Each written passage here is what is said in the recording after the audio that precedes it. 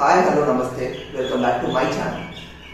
ఈరోజు మనము civil ఇంజనీర్కి site కన్స్ట్రక్షన్లో ఉండాల్సిన క్వాలిటీస్ ఏంటి, ఒక మంచి పర్ఫార్మెన్స్ ఇవ్వాలన్నా అతనికి ఏమేమి క్వాలిటీస్ ఉన్నాయి, జస్ట్ ఒక టాప్ 10 క్వాలిటీస్ మనం డిస్కస్ చేద్దాం ఈరోజు. So let's go. First thing మనకు తెలియాల్సింది ఏంటంటే sequence of construction.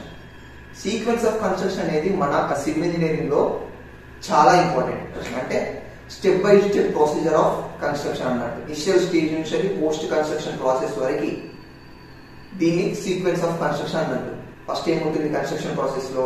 Planning and designing, తర్వాత ఎస్టిమేషన్ తర్వాత క్లయింట్ కి మన ఎస్టిమేషన్ నచ్చిన తర్వాత సైట్ ని ప్రిపేర్ చేసుకుంటాం. సైట్ ని ప్రిపేర్ చేసుకున్న తర్వాత సైట్ ని మార్కింగ్ చేసుకుంటాం, ఎక్కడెక్కడ ఏమేమి ఫౌండేషన్స్ రావాలని. ఫౌండేషన్ కోసం మనం ఎక్స్కవేట్ చేస్తాం, ఎక్స్కవేషన్ తర్వాత పీసీసీ వేస్తాం, పీసీసీ వేసిన తర్వాత ఫౌండేషన్ వేస్తాం, ఫౌండేషన్ తర్వాత కాలమ్ ని లిఫ్ట్ చేస్తాం పైకి, ఎన్ని లిఫ్ట్ అయితే అన్ని లిఫ్ట్ పైకి కాలమ్ ని లిఫ్ట్ చేస్తాం. లిఫ్ట్ చేసిన తర్వాత ప్లింత్ బీమ్ వేస్తాం, ప్లింత్ బీమ్ తర్వాత డ్యామ్ ప్రూఫింగ్ కోర్స్ డిపిసి అంటారు దాన్ని. ప్లింత్ బీమ్ పైన వేస్తాం అన్నట్టు, అంటే కింద ఉన్న మాయిశ్చర్ పైకి రాకుండా ఉండడానికి. ఆ తర్వాత ఆర్సీసీ ఫ్రేమ్ స్ట్రక్చర్ పెడతాం, అంటే కాలమ్, బీమ్స్, స్లాబ్స్. ఆ తర్వాత ఇంటీరియర్ వాల్స్, ఎక్స్టీరియర్ వాల్స్, వాటికి ఫినిషింగ్స్.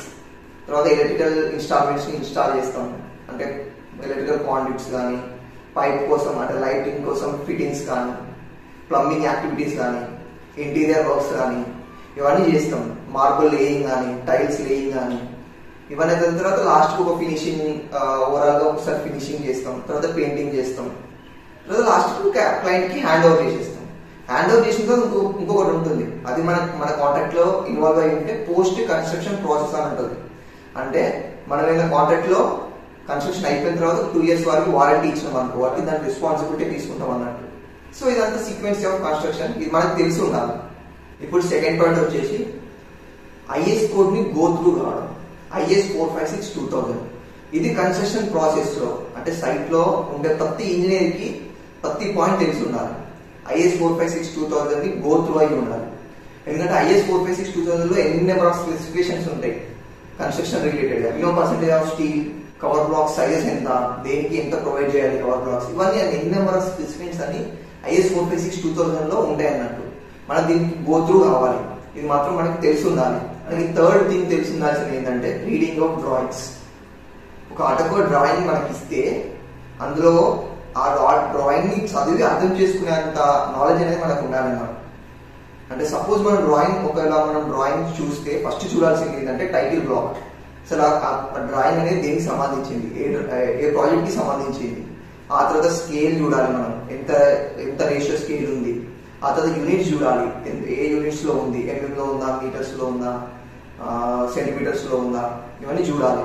చూసిన తర్వాత ఫస్ట్ మనం చూడాల్సింది ప్లాన్, దాని ప్లాన్ ఏంటి. ఆ తర్వాత ఎలివేషన్ చూడాలి, తర్వాత సెక్షన్స్ చూడాలి, తర్వాత వ్యూస్ చూడాలి. ఈ డ్రాయింగ్స్ లో ఇవన్నీ చూసి అర్థం చేసుకునేందుకు ఉండాలి అన్నమాట. అంటే ఇవంతా అర్థం చేసుకుని ఎట్లా అర్థం చేసుకుంటాం అంటే దీని గురించి మనం ఒక ఇన్ డీటెయిల్ వీడియో చేద్దాం. తర్వాత మీరు కమెంట్ చేయండి, కింద కమెంట్ చేసి మీకు ఏదైనా టాపిక్ గురించి సపరేట్ గా తెలుసుకోవాలంటే దాని గురించి ఇన్ డీటెయిల్ గా మనం వీడియో చేద్దాం. ఇప్పటి వరకు ఈ వీడియోని సబ్స్క్రైబ్ చేసుకోకుండా సబ్స్క్రైబ్ చేసుకొని కంటిన్యూ చేయండి. ఫోర్త్ థింగ్ ఏంటంటే bar bending schedule, BBS.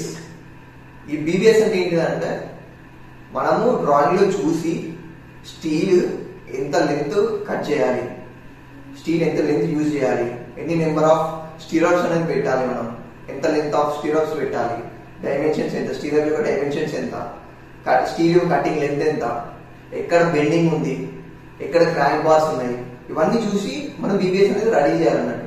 Bar bending schedule. ఈ బార్ బెండింగ్ షెడ్యూల్ మనం రెడీ చేసి మనం కాంట్రాక్టర్కి ఇస్తే వాడు వాడి పని లెన్స్ కటింగ్ చేసుకొని వాడి ప్రాసెస్ అనేది వాడి వర్క్ అనేది వాడు కంటిన్యూ చేసుకుంటాడు. ఈ BBS అనేది చాలా ఇంపార్టెంట్ ఒక సైట్ ఇంజనీర్ కి. మెయిన్ ఇదే వర్క్ ఉంటుంది అండి సైట్ ఇంజనీర్స్ కి. BBS bar bending schedules, cutting lens fine చేయడం, స్టీల్ వెయిట్. ఇప్పుడు స్టీల్ పెట్టేసినావు, నువ్వు స్టీల్ పెట్టేసిన స్టీల్ కి ఒక నువ్వు బిల్ వేయాలి. నువ్వు ఎంత స్టీల్ యూజ్ చేసినావు, సపోజ్ ఈ మంత్ నువ్వు ఎంత స్టీల్ యూజ్ చేసినావో ఆ స్టీల్ కు నువ్వు బిల్ వేయాలి. ఆ స్టీల్ అనేది నువ్వు మీటర్లలో నువ్వు క్యాలిక్యులేట్ చేసుకొని, కటింగ్ లెంత్ అనేది మీటర్లలో క్యాలిక్యులేట్ చేసుకొని నువ్వు BBS చేసి వానికి ఇచ్చేసినావు. ఇప్పుడు దానికి బిల్ వేయాలి. అంటే బిల్ అనేది వెయిట్ లో వేస్తారు కదా, మెట్రిక్ టన్స్ లో వేస్తారు స్టీల్ అనేది. ఆ టన్స్ లో మనం కన్వర్ట్ చేసుకోవాలి. అంటే డయా స్క్వేర్ బై 162.2. ఇప్పుడు 8 mm స్టీల్ ఉంది అనుకో, 8 స్క్వేర్ బై 162.2 చేస్తే ఒక మీటర్ కి ఎన్ని కేజెస్ ఉందో వస్తుంది. ఆ మీటర్ ఎన్ని కేజెస్ ఉందో వస్తుందో, మనకి ఎన్ని మీటర్స్ ఉన్నాయో దానికి ఇంటూ కేజీస్ చేసి మనకి వెయిట్ లో వస్తుంది. ఇది కటింగ్ లెన్స్ అండ్ మనం స్టీల్ యొక్క కటింగ్ లెంత్, స్టీల్ యొక్క వెయిట్ ని ఫైండ్ చేయడం తెలిసి ఉండాలి ఇవన్నీ. ఇప్పుడు ఫిఫ్త్ థింగ్ మీకు తెలియాల్సింది ఏంటంటే క్వాంటిటీ క్యాలిక్యులేషన్స్. ఇప్పుడు ఏదైనా మెటీరియల్ ఉందనుకోండి, సైట్ లో మెటీరియల్ యూజ్ చేసుకుందాం, ఒక సర్టెన్ ఏరియాకి మనకి ఎంత మెటీరియల్ యూజ్ అవుతుంది. ఇప్పుడు సపోజ్ ఒక ఫౌండేషన్ ని క్యాస్ట్ చేయాలనుకుంటున్నాం, ఎంత క్వాంటిటీ ఆఫ్ కాంక్రీట్ అనేది పడుతుంది అందులో. సో మనం ఆ వాల్యూని క్యాలిక్యులేట్ చేయాలి. ఇప్పుడు కాంక్రీట్ వాల్యూని కానీ, స్టీల్ ఎంత పడుతుంది అని కానీ, ఇంకా బ్రిక్స్, ఒక బ్రిక్ వర్క్ లో ఎన్ని బ్రిక్స్, నెంబర్ ఆఫ్ బ్రిక్స్ పడతాయి అని కానీ, ఇవన్నీ మనం క్యాలిక్యులేట్ చేయాలన్నట్టు. ఈ క్వాంటిటీ క్యాలిక్యులేషన్స్ అనేది మినిమం తెలిసి ఉండాలి ఒక సైట్ ఇంజనీర్కి. ఇప్పుడు సిక్స్త్ థింగ్ వచ్చేసి క్వాలిటీ ఆఫ్ మెటీరియల్స్. ఈ క్వాలిటీ ఆఫ్ మెటీరియల్స్ ఏంటంటే, ఇప్పుడు సపోజ్ మనకి మన సైట్ లో ఒక మెటీరియల్ వచ్చింది అనుకోండి, ఆ సైట్ లో మెటీరియల్ ని మనం ఇన్స్పెక్ట్ చేసి చూడాలి. జస్ట్ విజువల్ గా కానీ ఫిజికల్ గా కానీ చూసి చెప్పాలన్నట్టు ఆ క్వాలిటీ, ఆ మెటీరియల్ క్వాలిటీ ఎట్లా ఉంది అని చెప్పేసి.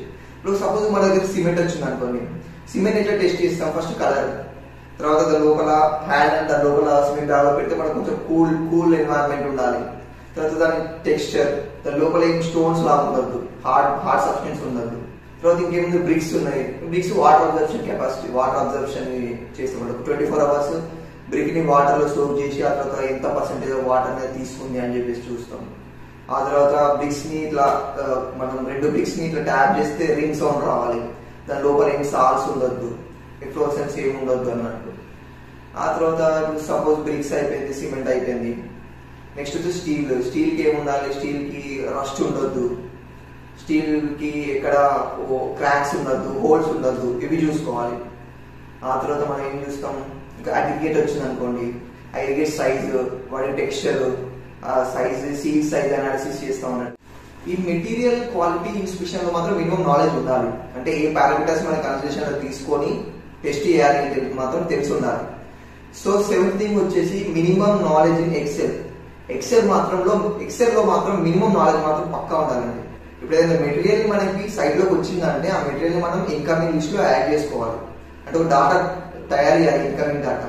మళ్ళీ మనం మెటీరియల్ సైట్ లో యూజ్ చేస్తున్నామంటే అవుట్ గోయింగ్ డాటా, అంటే సైట్ లో యూజ్ చేసే డాటాని మనం ఒక షీట్ లో రెడీ చేయాలి. ఆ తర్వాత incoming data, out going data comparison చేసుకొని మన దగ్గర ఎంత స్టాక్ ఉందనే చూసుకోవాలి. ఇప్పుడు స్టాక్ లేదనుకో మనం తెప్పించుకోవచ్చు బయట నుంచి, అంటే ముందు జాగ్రత్త కోసం. అందుకే మినిమం నాలెడ్జ్ ఇన్ ఎక్సెల్ అనేది ఇంపార్టెంట్. మళ్ళీ నెక్స్ట్ వచ్చేసి గుడ్ కమ్యూనికేషన్ స్కిల్స్. కమ్యూనికేషన్ అంటే గుడ్ కమ్యూనికేషన్ ఏం అవసరం లేదు, జస్ట్ మనం మాట్లాడగలిగే సత్తా ఉండాలి. ఇప్పుడు ఎవరైనా వచ్చిందనుకో సైట్ లోకి ఎవరైనా లేబర్ కానీ ఏదైనా మన కింద సూపర్వైజర్స్ కానీ వాళ్ళకి ఇన్స్ట్రక్ట్ చేసే అంత కమ్యూనికేషన్ స్కిల్స్ ఉండాలి. మనకు కమాండ్ ఉండాలి మన దగ్గర, వాళ్ళకి చెప్పాలి ఇది ఇట్లా అని చెప్పాలి. చెప్తే మన కమాండ్ ద్వారా వాళ్ళు వింటారు. మనం రేపు వర్క్ నేర్చుకున్న తర్వాత ఈ కమాండ్ అనేది యూజ్ అవుతుంది. సో ఈ కమ్యూనికేషన్ స్కిల్స్ అనేది చాలా చాలా చాలా ఇంపార్టెంట్. నీకు ఒక సబ్జెక్ట్ మీద ఒక 50% నాలెడ్జ్ ఉందనుకో, ఆ 50% నాలెడ్జ్ ని సూపర్వైజర్ చెప్పేంత కమ్యూనికేషన్ స్కిల్స్ ఉండాలి, ఆ కమాండ్ ఉండాలి. సో కమ్యూనికేషన్ అనేది చాలా ఇంపార్టెంట్. ఇప్పటి నుంచే ఏదైనా కానీ కాలేజ్లో కానీ ఎక్కడైనా కానీ సెమినార్స్ ఇవ్వడం కానీ, బోర్డ్ లో మాట్లాడడం కానీ, ఏదైనా కోకల్చర్ యాక్టివిటీస్ లో పార్టిసిపేట్ చేయడం కానీ, దాని ద్వారా కూడా కమ్యూనికేషన్ స్కిల్స్ అనేది ఇంప్రూవ్ అవుతుంది. సో మీరు ఇప్పటి నుంచే ఏదైతే పాయింట్స్ ఉన్నాయో ఈ పాయింట్స్ అన్ని మైండ్ లో పెట్టుకొని కన్సిడరేషన్ తీసుకొని దాన్ని బట్టి ప్రిపేర్ అయ్యి ఒక మంచి కన్స్ట్రక్షన్ ఫీల్డ్ లో ఒక మంచి క్వాలిటీ ఇంజనీర్ గా సెట్ అవుతారు.